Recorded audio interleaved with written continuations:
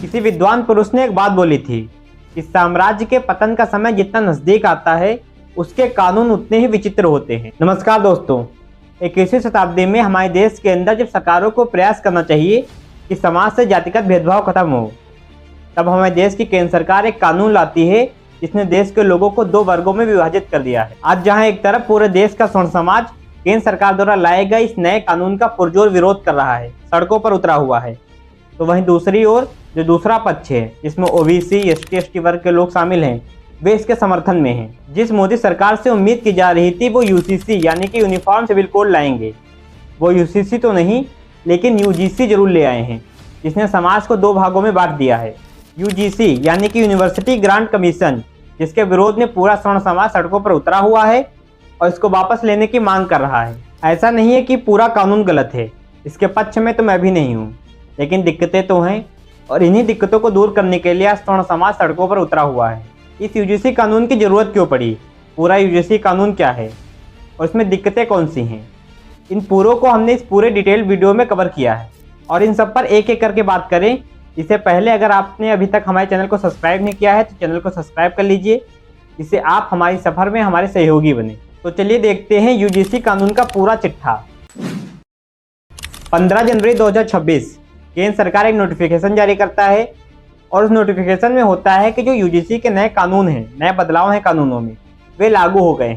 UGC कानून में बदलाव यानी कि अगर आप सोच रहे हो कि क्या यूजीसी कानून पहले से था और अगर पहले से था तो अब इसका विरोध क्यों हो रहा है, तो आपकी जानकारी के लिए बता दें कि यूजीसी 28 दिसंबर 1953 में पहली बार अस्तित्व में आया था। उसके बाद 1956 में संसद के अधिनियम द्वारा ये जो भारत सरकार होती है उसका वैधानिक संगठन बन जाता है। तब यूजीसी लाने का उद्देश्य था कि पूरे देश में जो उच्च शिक्षा संस्थान हैं उनमें मानकों को बनाए रखना, यानी कि छात्रों के बीच समन्वय बनाए रखना।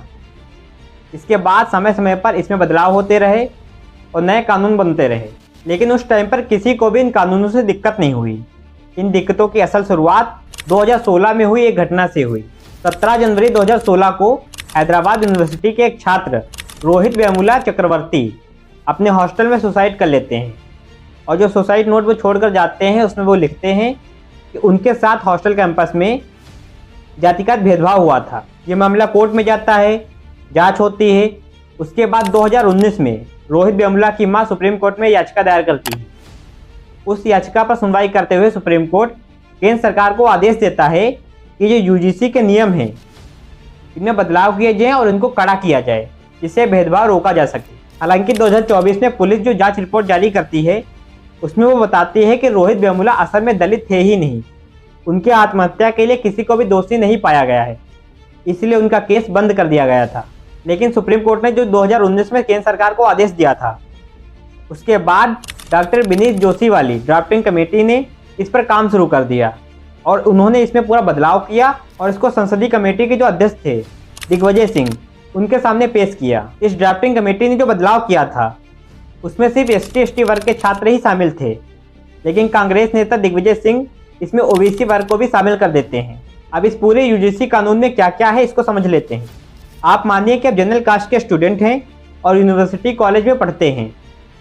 वहाँ पर कोई अन्य वर्ग का छात्र, चाहे वो ओबीसी हो, एसटी हो, एसटी हो, आप पर कोई आरोप लगाता है और वो आरोप ये होता है कि आपने उसको जातिगत हैरेस किया है, तो फिर आप पर कार्रवाई तय है। इस कानून में सभी कॉलेजों को आदेश दिया गया है कि एक एक इक्विटी कमेटी बनानी होगी, जिसके अंदर एससी, एसटी वर्ग के लोग, ओबीसी वर्ग के लोग, आदिवासी, महिला, इन सभी का प्रतिनिधित्व होना चाहिए। वो आप पर लगे आरोपों की 15 से 30 दिनों के अंदर जांच करेंगे और हर हालत में आपको सज़ा दिलवाएंगे ही दिलवाएंगे।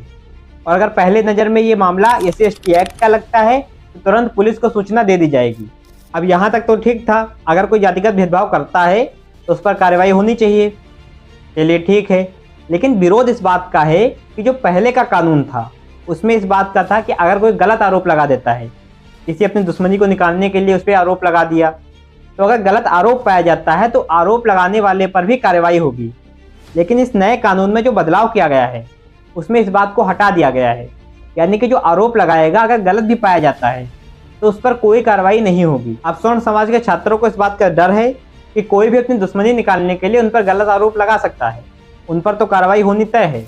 और इसके अलावा जो कॉलेज वाले कमेटी बनाएंगे अगर वो कमेटी सही से आरोपों की जांच नहीं करती है, सही से सज़ा नहीं देती है और उस पर भी आरोप लगता है, उस पर भी एक केस होता है, तो उस कमेटी की सदस्यता रद्द कर दी जाएगी, कॉलेज की मान्यता रद्द कर दी जाएगी और साथ ही फंडिंग भी रोक दी जाएगी। इस कमेटी को साल में कम से कम 2 बार बैठक करनी ही होगी और जो पिछली बैठक के बाद जितने मामले आए होंगे उन सब पर बात करनी होगी।